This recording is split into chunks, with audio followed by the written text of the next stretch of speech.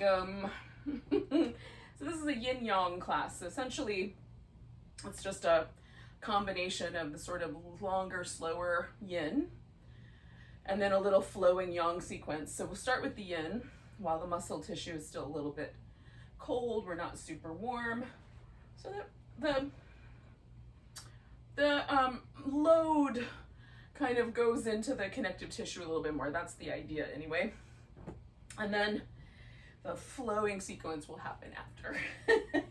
So we're gonna start with a butterfly pose, and you can do this in one of two ways. You could do a seated butterfly pose where you fold over your legs going forward, or you can do a reclining butterfly pose where you lie down. You could have a pillow or something underneath you if you like. I'm gonna go for just the butterfly tonight. No extra bells and whistles, although I'll have to do that part anyway. I don't know why there's a groan, but there is. All right. And then you can experiment with like how close the feet are to the hips in either position, the seated or the lying down. You can experiment with where the arms go, how round your back is, if you're doing the seated version. And I'm just trying to sort of get my shoulder blades as neutral as possible, so there's little sense of my shoulder being a little more open right here at the front of my chest. And to achieve that, I'm allowing my arms to sort of find a home. And now that I've gotten the shoulder blades sort of centered, and I'm just checking in to make sure that there's like a sense of evenness across my back. Sometimes one of my shoulder blades will push into the ground a little differently than the other, so I've mostly evened that out. And then we'll take about 3 minutes for this pose.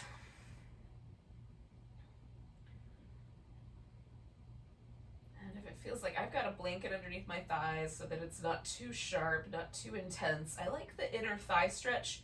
I'm not as big a fan of pressure right there in my hip socket itself.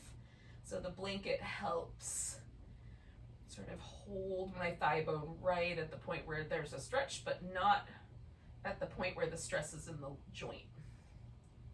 Now, it's not necessarily bad to have the stress in the joint, but it shouldn't feel uncomfortable or a little bit dangerous. And so you have to kind of let your intuition tell you the right answer there.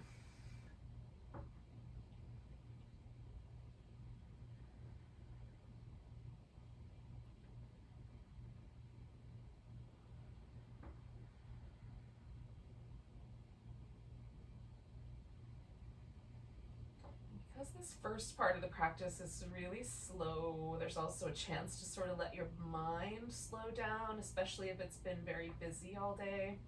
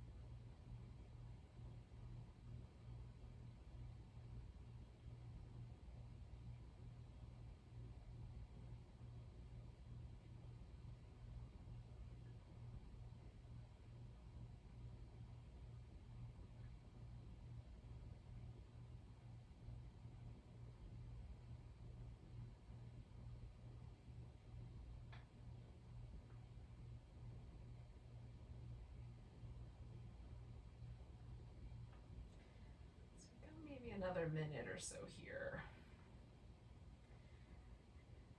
Now, the time that I stay with yin poses is generally 2 minutes at a minimum. And I like 3. There's something that sort of starts to happen after the 2-minute point, where I sort of feel this deeper sense of relaxing into the shape. It's almost like my body's sort of waiting to see if I'm serious about relaxing, and then finally some of the muscle starts to let go. It's some aspect of my nervous system that is responding to the time that I'm hanging out here. So see if you notice a similar pattern, but that might help guide you as to how long you should hold poses as well.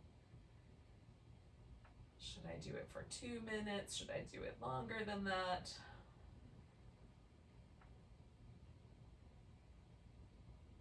I'm going to do about 4 more breaths here and then kind of slide out of this pose.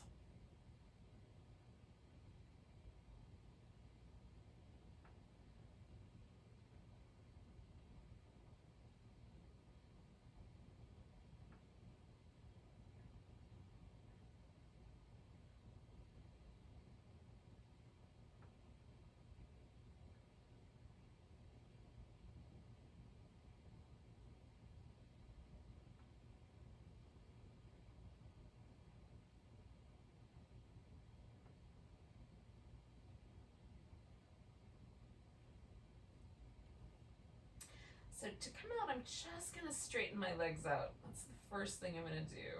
And I don't have anything underneath my upper back, so I don't have to take that stuff out. But if you do, then you could do that next. You could kind of release yourself from any of the other props. Eventually, I'm going to take this blanket out from underneath my hips. Right now, it feels sort of nice, so I'm going to leave it there.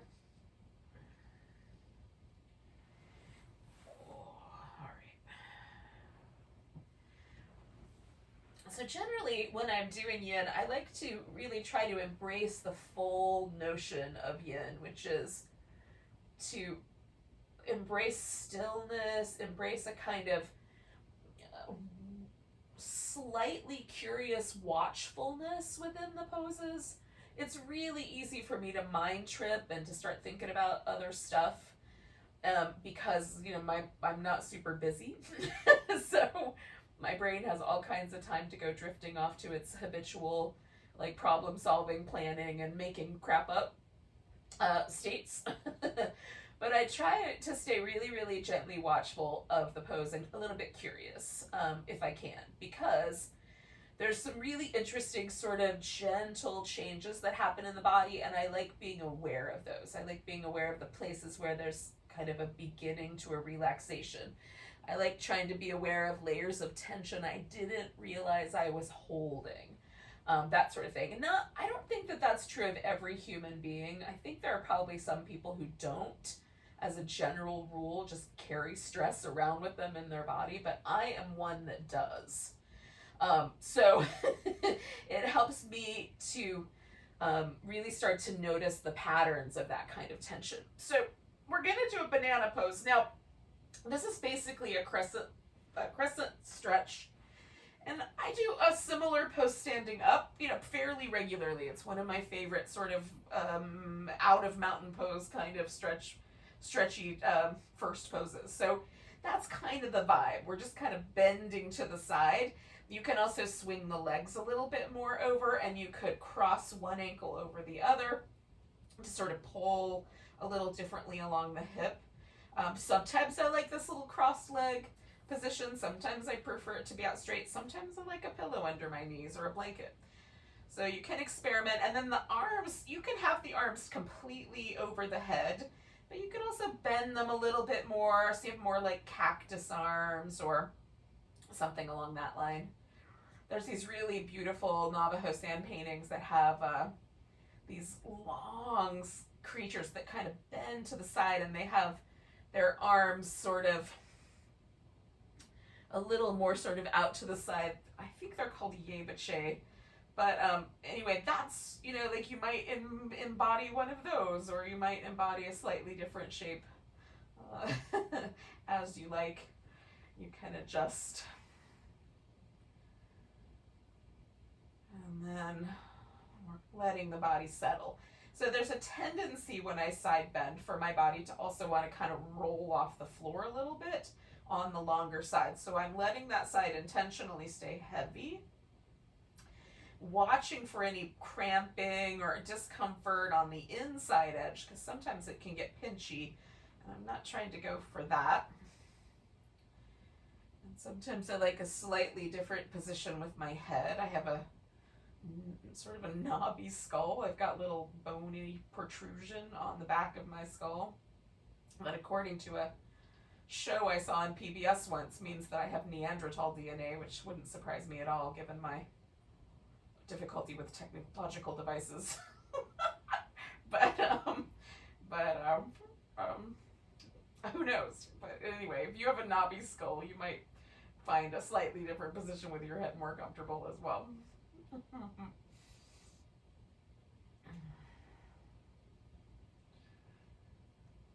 willing to embrace my heavy brow ridges.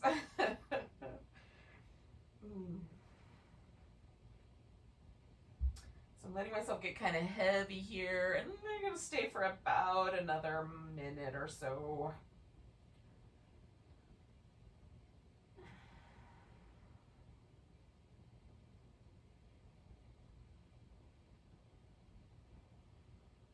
So again, sometimes the first little bit of a pose, the first minute and a half, or even sometimes the full 2 minutes, there's this almost watchfulness that my nervous system seems to sort of just automatically settle into. And then after a couple of minutes there, it's almost like I develop a sense of trust with my own nervous system. And there's sort of sense of everything relaxing and letting go, and almost like you sort of downshifting the gears a little bit.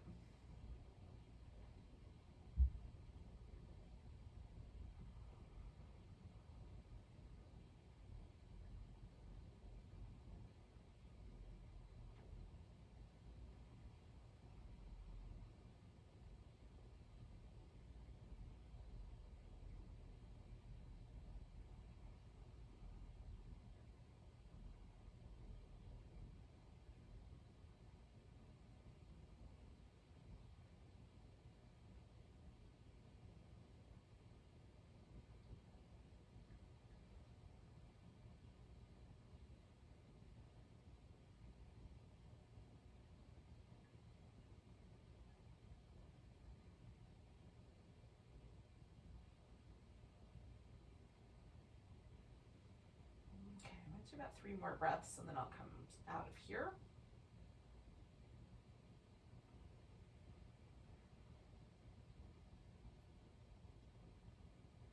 Now, anytime I do a pose that's asymmetrical, where one side is doing something a little differently than the other, I like to take a moment and sort of see if I notice a difference in the two sort of hemispheres of my body, left and right sides.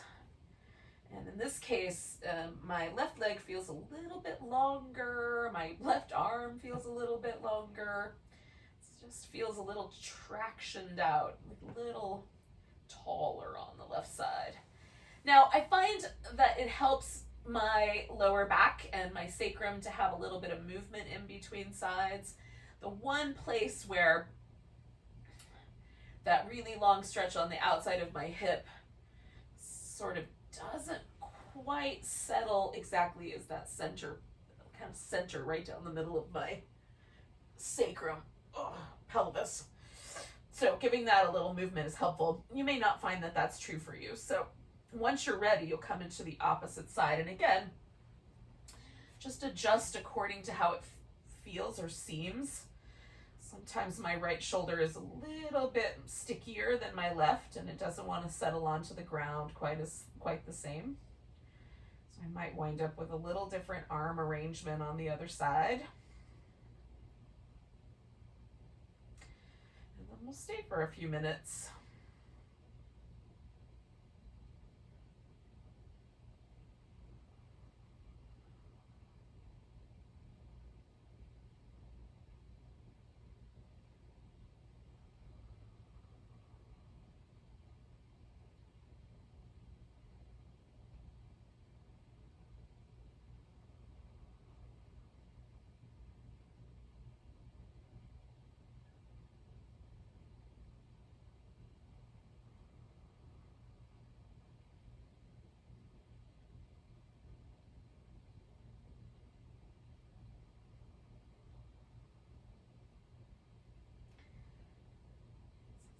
The second side, actually, I have a little less of that watchfulness with my nervous system. Like, I'm already feeling my body sort of downshift.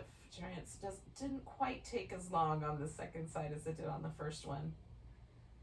So just noting those kinds of differences. It's really, the thing that I think is interesting about this is that it does also give me a kind of language for reading my body when my nervous system is picking up on other things, like in other situations. So sometimes I get a little bit shy about doing social things that I haven't done before, or having to go,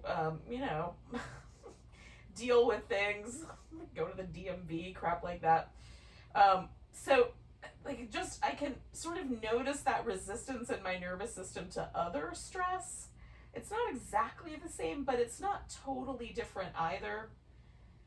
And so I can sort of, like, this, paying attention to the pose kind of gives me a more subtle awareness of when I'm kind of getting anxious in other situations, and I can then use the breath and other relaxation techniques to sort of work with myself on that level.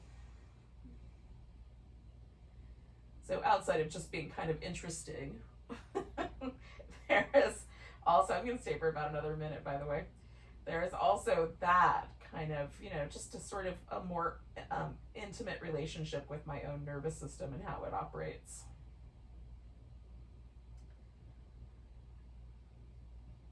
And it might just be just age and not just the practice, but I'm going to give the practice some credit too.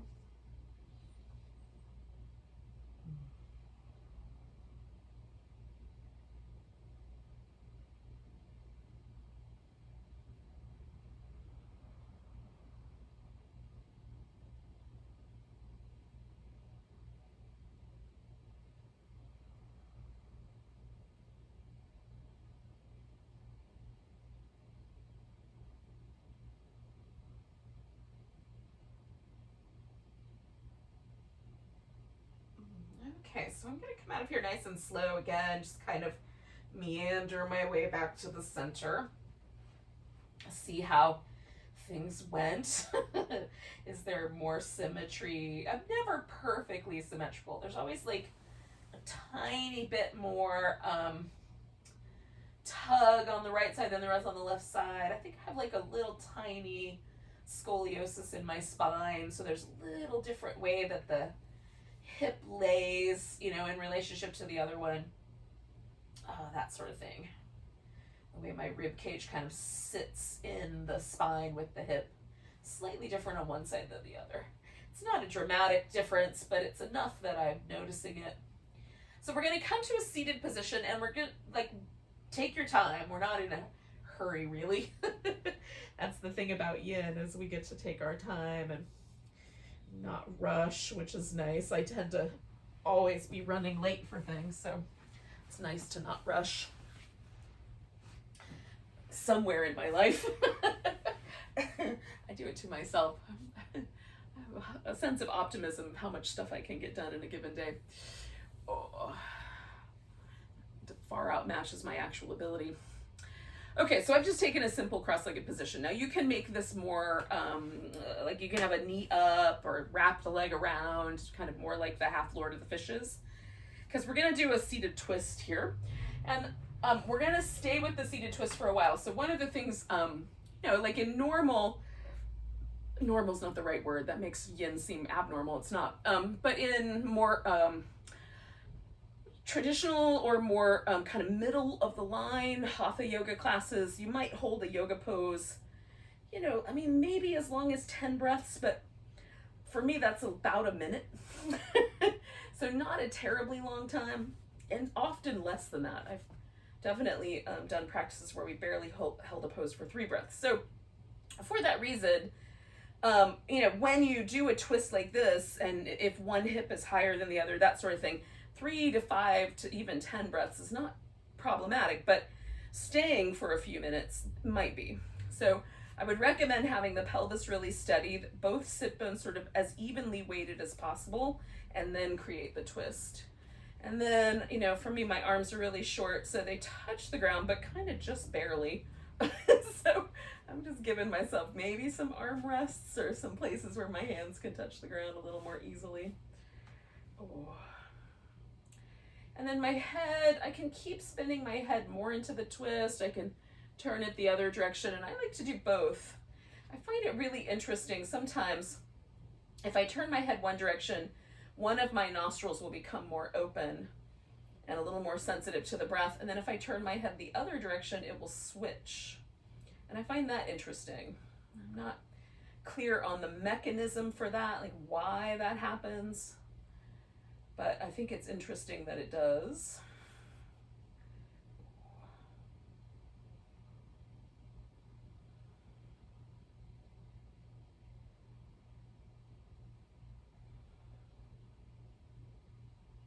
So I'm gonna do kind of like another 30 seconds going this way and then turn my head the other way, leaving my spine where it is. The rest of my spine anyway. My neck will probably follow my head, at least part of it.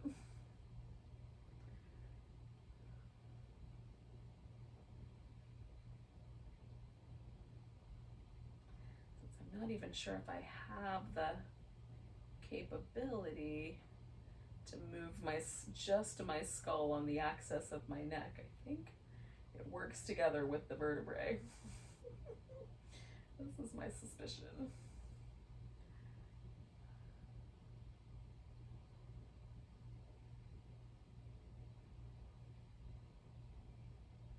Okay, so I'm just gonna turn my head the other direction and see what happens. Right now, my right nostril is more open and more sensitive. I'm going to see if it switches over to the left.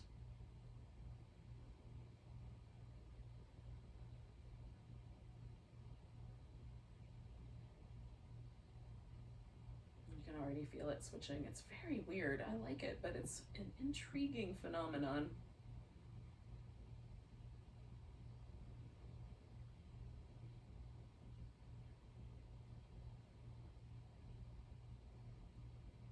Now, I suspicion that this biomechanical phenomenon of the nostril switching dominance is the kind of root of the notion of the Ida and Pingala nadis, kind of these energy pathways that sort of double helix spiral around the central channel of the spine and correspond to each nostril. I have a sense that this biomechanical phenomenon of the nostril switching when I change the twist is the root of that perception. Now, understand that most of the stuff we have about the chakras, the nadis, the energy centers in the body, these kind of ideas came or were, you know, there's like some references to similar notions in the Upanishads, which date way back in history, but most of that sort of focus comes from the Tantric and the Hatha Yoga period, which is mostly like Middle Ages to the modern day. All right, I'm gonna unwind this whole thing, just bring it all the way back around. Now, I'm gonna stack one leg on top of the other. I'm gonna use a block for that, but you could also stay with the cross-legged position and sit forward, or you can bring your knees in line in the center if that would help. You can also do this on your back. If you want, lay on your back and kind of bring the legs in toward the chest and sort of overlap one on the top of the other. And now just sitting up tall for me, I already feel a little bit of sensation in my outer hips. I'm not going anywhere else. I'm just going to pause right here and see how things go. So in any case, most of this kind of notion of the energy in the body, energy pathways, chi, prana, those kinds of notions were really fleshed out during the Middle Ages. So, you know, we're like, we're talking about, you know, notions that people had in 1200, you know, correspond that to European notions, and we get like alchemy and other things like that. So there's certainly some really, and you know, there were other ideas that we had. So there's a biomechanical phenomenon, right? My nostrils are switching. That's happening. It's an experience. It's how we explain the biomechanical phenomenon that gets interesting. So in the Middle Ages, it was explained as this kind of energy pathways in the body. This is just as good an explanation as any. It's just a a way of articulating an experience that's happening. But I am really curious about sort of a modern day explanation for that. Like, what would be the modern medical language to explain that phenomenon? And I don't know, but I'm curious. So if you know, let me know. Leave me a comment.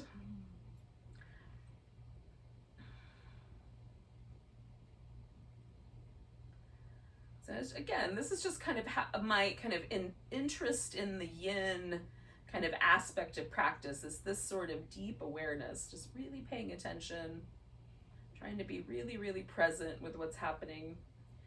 All the other stuff that's going to happen later in the future, things that have already happened in the past, the stuff my brain usually likes to kind of spin around on, that is still going to be there when I'm done here. So if I can keep myself really present, it feels like a little vacation from that normal habitual thinking.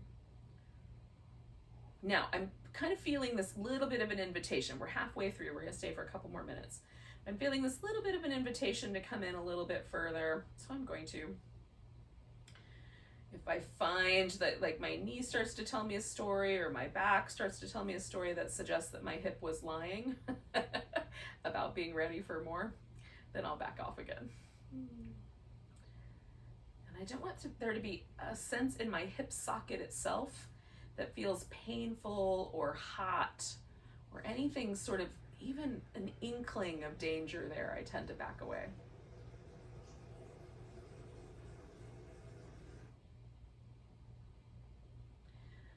It's very likely that I will have eventually a hip replacement surgery of some sort, but I would like to put it off as long as possible.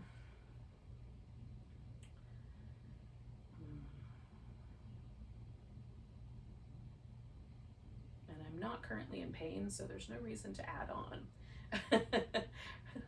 No reason to create pain if I don't have to. All right, so we're inside of our last minute here, and again, this is the point where you might be feeling the message from your body to back off. I'm going to take 2 more breaths, and then I'm going to come out of here. Now, I'm going to come out by taking all the pressure away. So I'm going to lean back. I know there's a piece of furniture behind me, so only so far. And then, the plant was like an early warning device. And then unwind everything and pause for a moment. Now you can stretch out on your back. You can do some other movement. You can just hold still, be still. Now, the way that I set myself up the first round was my more habitual way of sitting cross-legged with my left leg in front. So when I come to the second side, I'm not quite ready yet. There's a moment where I feel my body is like, yes, now is time for the second side. And I'm not there yet. And again, I don't know how to explain this except that there's just sort of a subtle sense that there's no longer more pressure on one side than there is on the other, no longer any sort of vulnerability that happens sometimes as you come out of a pose. Coming out of a pose to me is way more vulnerable than being in a pose. And so there'll be this kind of just sense of stability and a kind of quiet that lets me know, okay, yeah, it's time to go to the next side. And I'm feeling that now. So I'm going to do my other side. Now, I'm going to just sit cross-legged because I'm doing the twist first. But sometimes, like my knee might like a little extra support or something like that, because this is less habitual for me to sit with my right leg in front. And this is where I kind of run into my little scoliosis too, because there is like just a slightly different feeling when I twist to my right than when I twist to my left. It's like my bottom rib and just slightly it's like closer to my hip or something. There's just like slightly less space happening on that side between the top of my pelvis and the bottom of my rib cage. There's just, somewhere in that sort of upper lumbar area, just slightly less willingness to twist.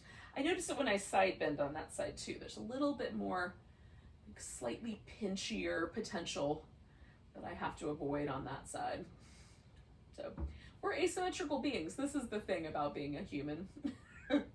It's rarely are we perfectly symmetrical. It's more common to be not. And there's not really a goal to become symmetrical. We just are what we are.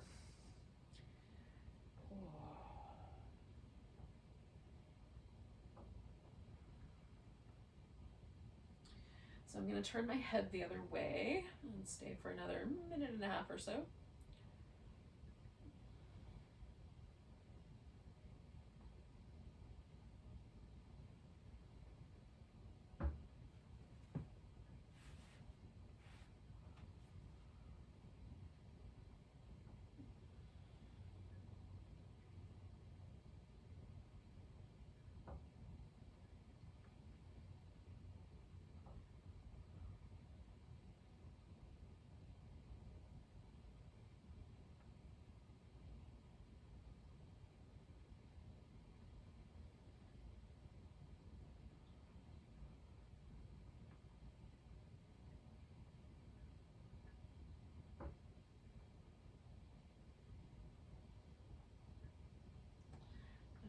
Tiny bit more permission to twist my spine.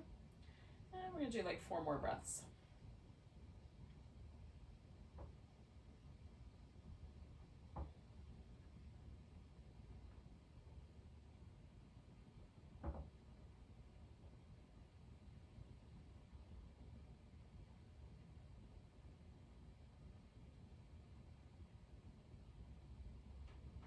Okay, so 1 more breath for me. And gently unwind all of that. And eventually, I'm going to bring this leg up on top.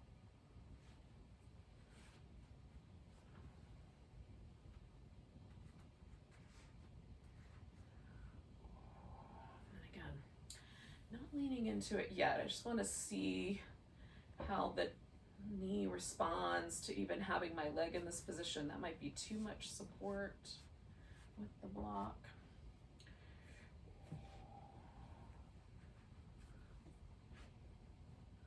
Let's try a blanket instead. Oh yeah, that's better. And again, I'm going to just let this tissue tell me when it's okay to lean in, if it ever is. For some people, you have to lean in so far you can almost lay on your leg, or you put your elbows on the floor, and that's fine. Wherever the sensation is for you. For me, it happens almost immediately, just layering the legs on top of each other is all that really has to happen. And for other people, it will be different. And like your practice might be different today than it was yesterday or last year or year, whatever. Don't hold on to whatever your practice used to be or what you think it's going to be sometime in the future. Just be wherever the practice is right now. And can you be accepting and kind of curious? Because I think that's sort of the yin notion, which is yin has a sort of changeable nature. So like the moon is yin in comparison to the sun. The sun is very steady. Like it rises. There's a little bit of shifting of where it rises and how long it's up and that sort of thing as the season changes. But the sun itself basically looks mostly the same every day. It's just a big shining ball of gas. Whereas the moon goes through dramatic changes in terms of the way it looks. So this is, the kind of things that shaped these ideas about yin and yang, this kind of duality or relationship. In reality, there's no such thing, but it's how we experience the world. And so yin is kind of accepting of difference, accepting of changes, accepting that there's a cycle to things, and ultimately very much a kind of coming home to ourselves. Yang is a little bit more outward focused, kind of moving out into the world.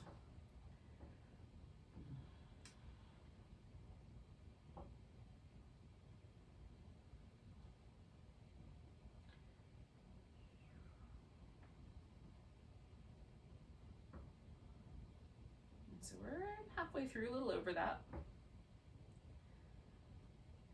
And again, you might just, kind of get a notion of whether it seems appropriate to stay longer, whether it's starting to get softer or there's more resistance.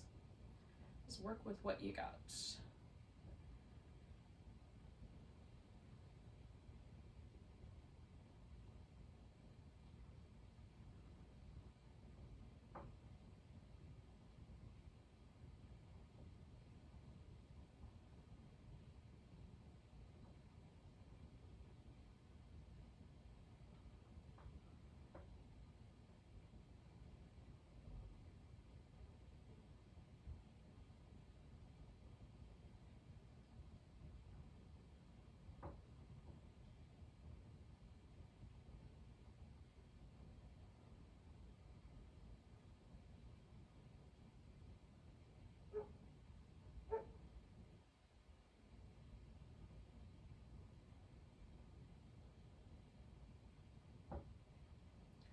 Just a wee bit more here to go.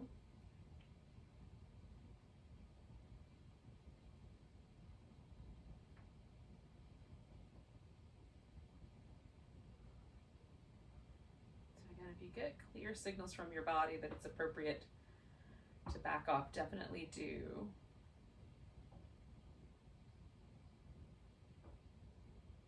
Otherwise, we'll do about 3 more breaths.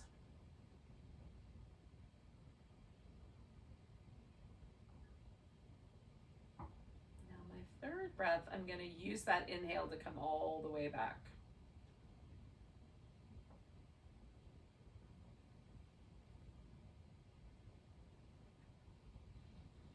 Kind of lean away from the stress points and unwind everything.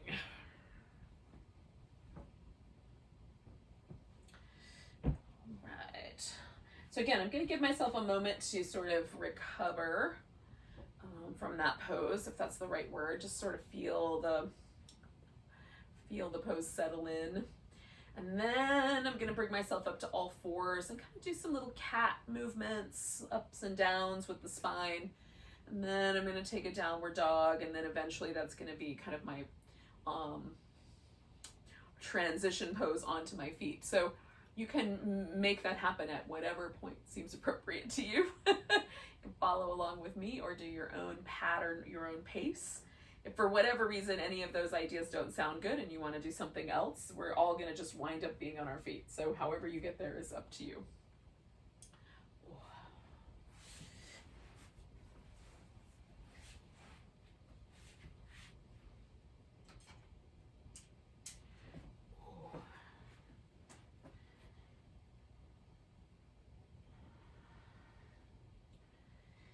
The yang sequence will be a little more mobile, so more focused on movement.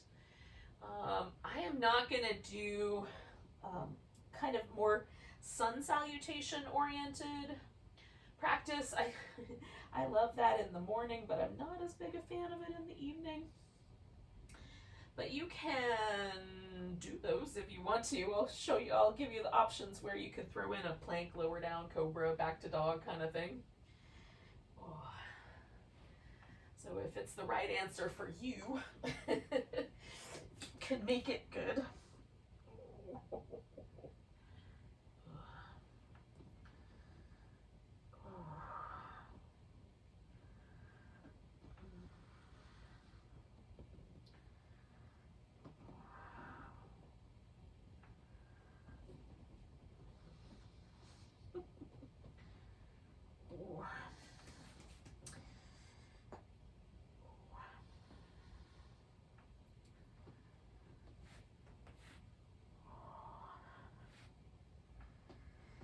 Thing we might kind of find ourselves doing here is coming in and out of things. So sort of like what I've got going on here, which is this sort of back and forth, one leg to the other.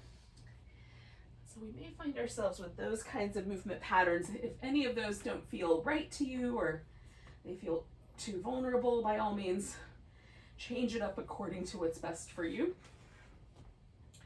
Oh, all right. So I've got a couple things I need to do, just housekeeping, which is my mat needs to be a little bit damp in order to be sticky enough for me to not slide. I'm going to do that. And I'm going to put my hair That's not bugging me.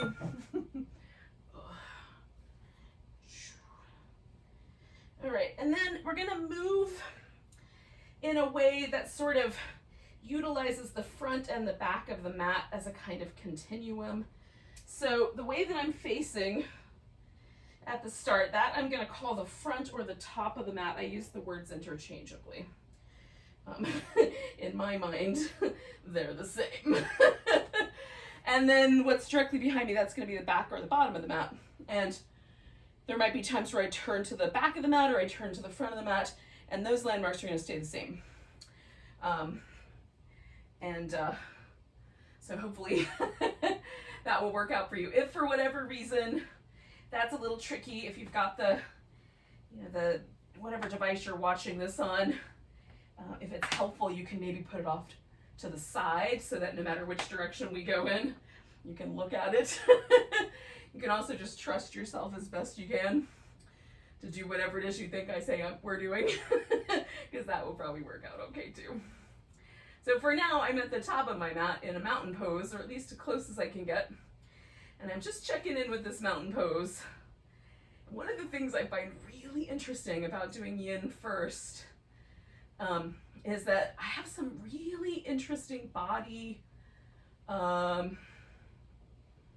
senses that are very different than my normal mountain pose. Like right now, my arms feel twice as long as they normally do.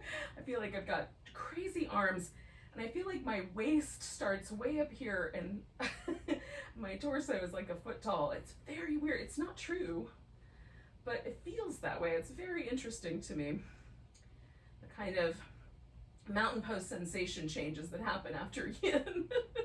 So just make a baseline of what your pose feels like right now, and then as we flow, it might change. So we're gonna take a nice big breath, reach the arms overhead, give yourself a little stretch, maybe even a back bend. Weight to the right leg, coming into a tree pose of whatever ilk is appropriate. It might be wobbly. Taking a breath, picking up that leg, stepping back into a high lunge, just making sure I'm not on a tightrope. I've got a good wide base of support there. I'm gonna straighten out my front leg and pressing my back heel toward the floor for that calf stretch. And then I'm gonna back off of that a little bit, and then do it again, and back off of that a little bit, and do it again. And now I'm gonna fold forward, and this might get wobbly, so I'm prepared to catch. And then just bring in my back foot until it feels like it's an appropriate amount of stretch in both of my legs. Not too much on either side.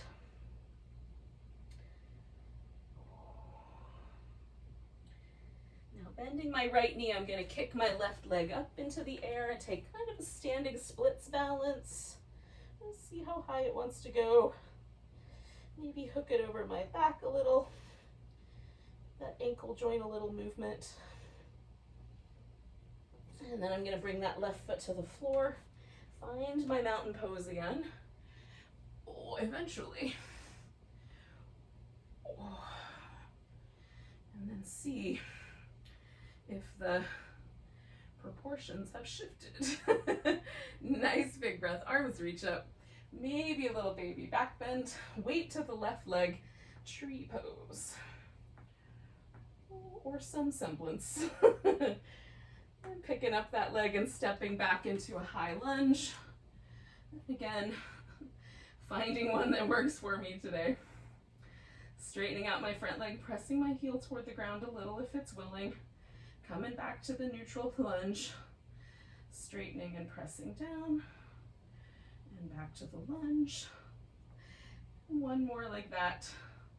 Leaving my legs straight, I'm going to try to fold forward. And often, once I get here, my leg will, or my heel will almost touch the ground. I'm just going to draw it a little bit closer. And pause and breathe. All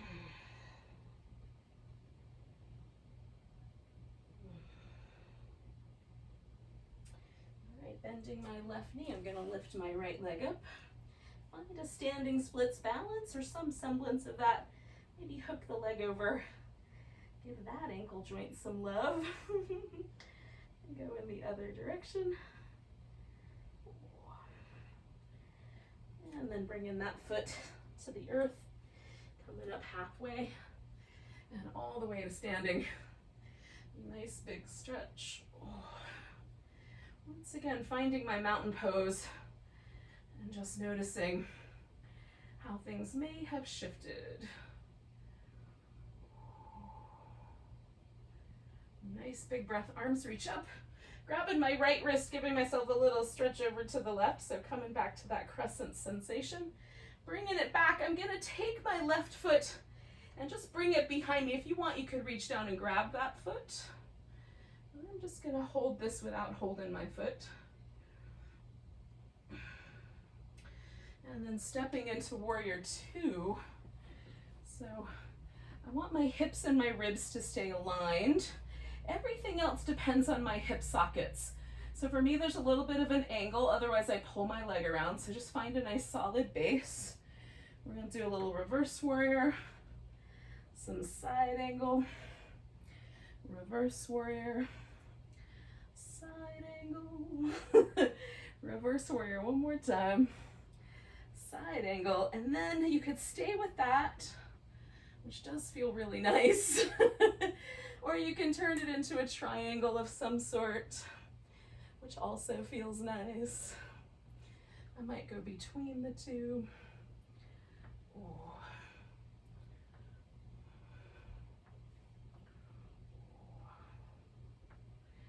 All right, so this is where I'm gonna start turn my feet.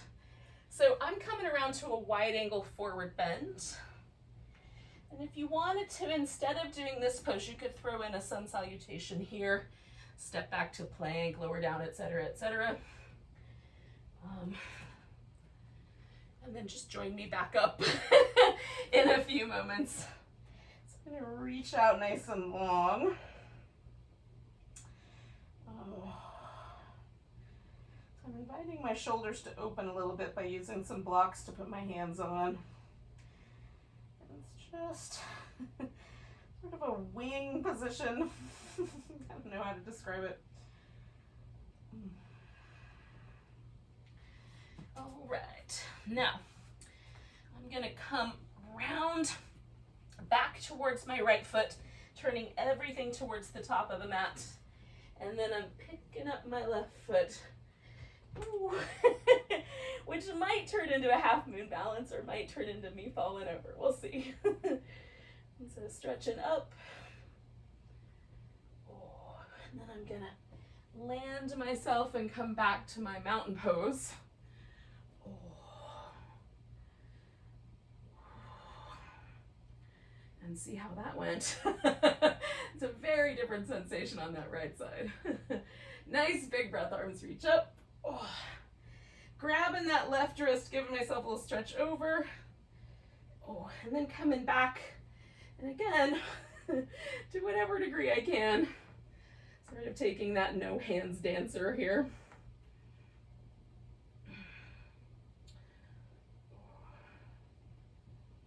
And then stepping back to warrior two. And I'll find it eventually. And then add the reverse. Side angle. Oh, I love this move. Reverse. Side angle. Oh.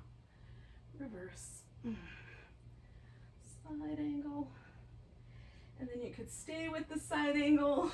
Turn it into triangle. Side angle. Triangle. Oh. Side angle. I'm gonna do one more of those. And then I'm coming around again to my wide angle forward bend. And again, if you wanted to, you could add a different sequence here. Otherwise, maybe just hang here or maybe grab the legs in some fashion. I'm gonna just become a little bit of a rag doll.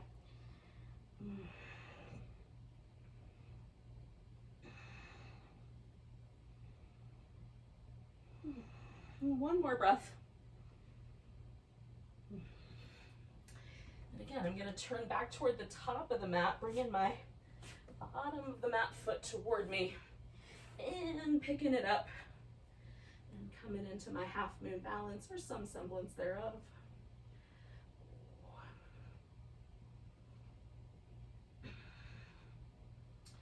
And then coming back, both feet on the ground. And I'm gonna stay with this little half forward bend. So I've got some blocks here. You could do it without the blocks.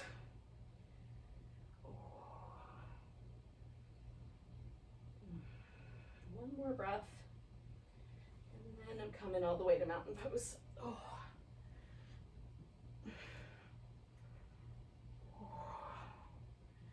Now, I just sort of want to get a sense of how that movement pattern sort of contrasted with the much more slow, steady practice of yin.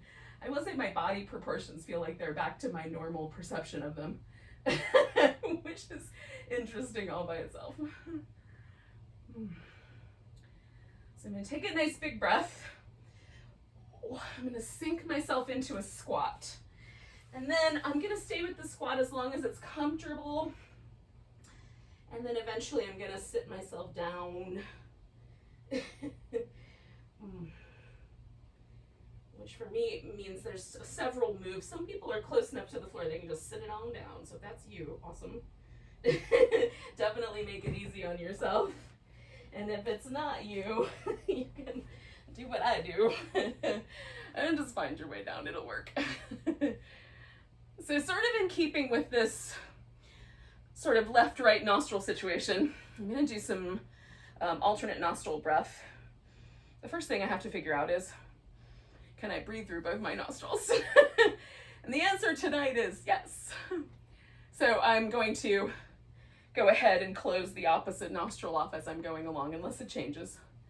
And then if you can't breathe through a nostril, I did this practice, last time I did this practice, my left nostril was completely blocked. So rather than close my right nostril off altogether, I just put my thumb there whenever it was supposed to be closed.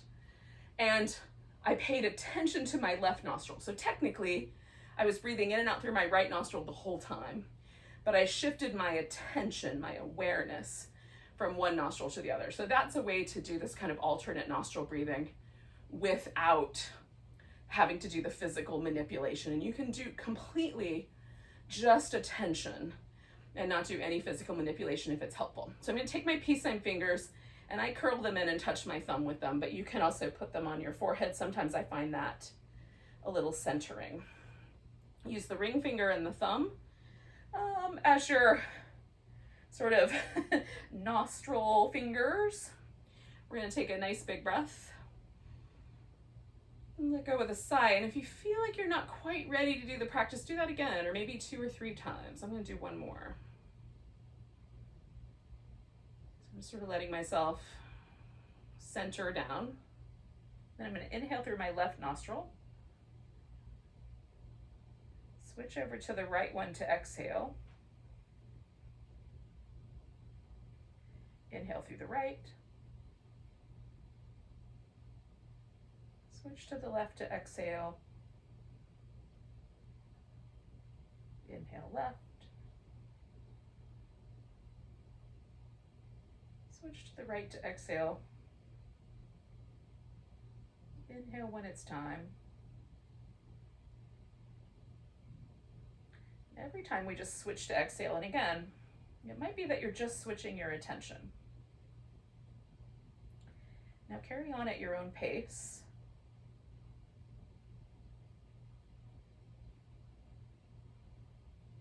It's okay to stop from time to time and restart.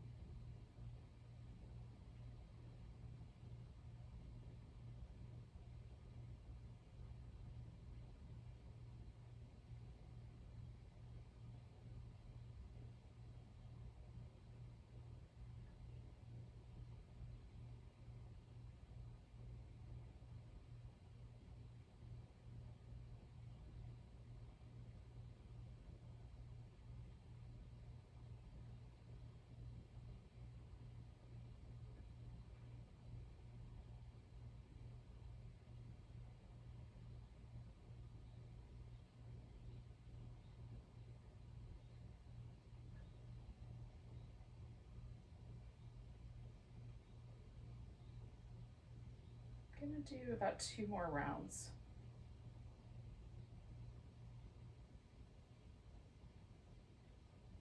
I'm going to end the next time I exhale through my left nostril.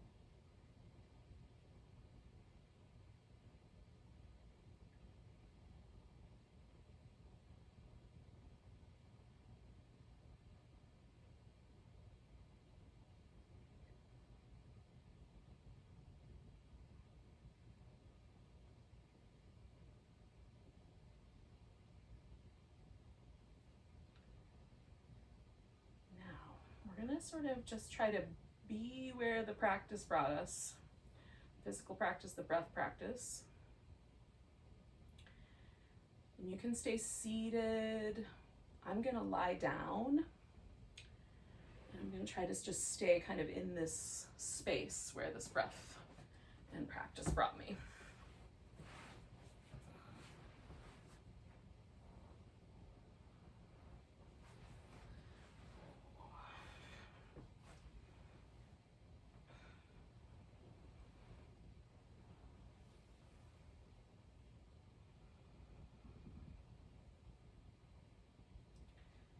There's all kinds of notions about what we're supposed to feel when we do yoga, but I like to surrender all those notions and just try to see, what do you feel?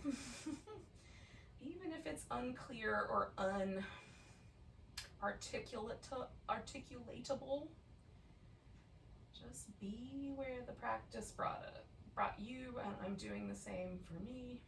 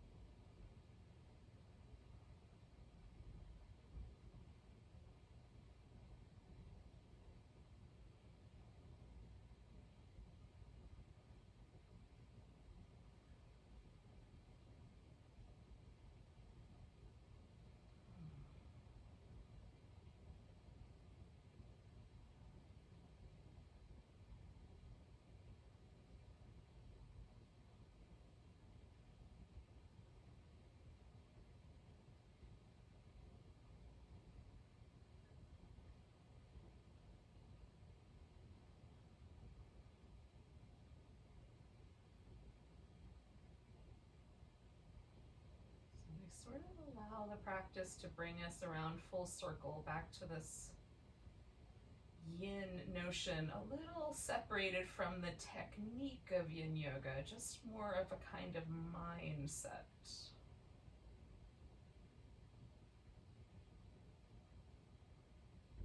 Sort of openness to the changing landscape that is the human condition, the human body, our mind, our heart, our soul, and our body.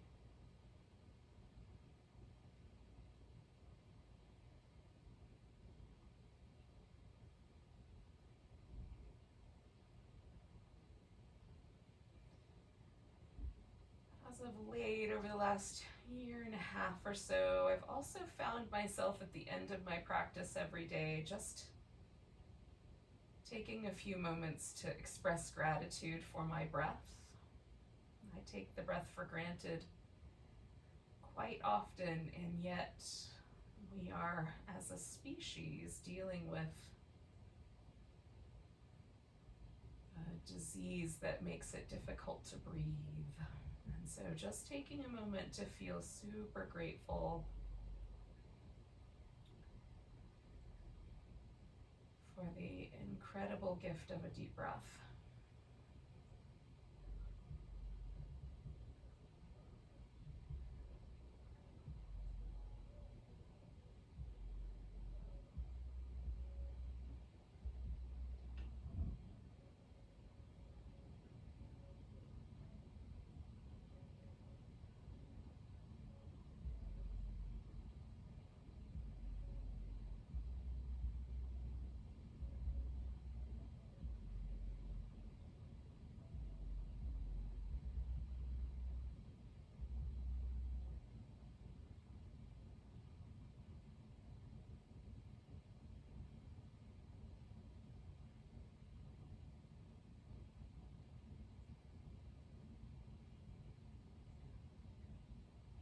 And then take a nice deep inhale.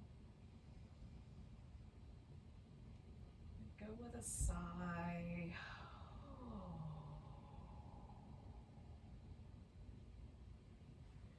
And then take a moment to move, wiggle, stretch. Eventually we'll come back to a seated position. So bid one another good night. Or good day, whatever time it is when you're watching this. Oh, here it's nighttime.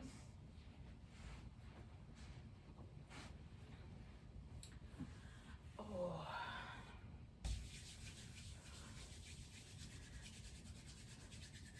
So I use Namaste at the end. It's kind of the one little ritual that I hang on to, and I know that the contemporary usage of it is a greeting. So maybe it's a greeting into the rest of your day, the rest of your life, your post-yoga glow. But it's also, you know, the breaking the Sanskrit of it down, it also is a recognition that we come from the same source, and that's sort of what's in my heart about it. So nice big breath, nice deep sigh, and namaste to you, beautiful soul.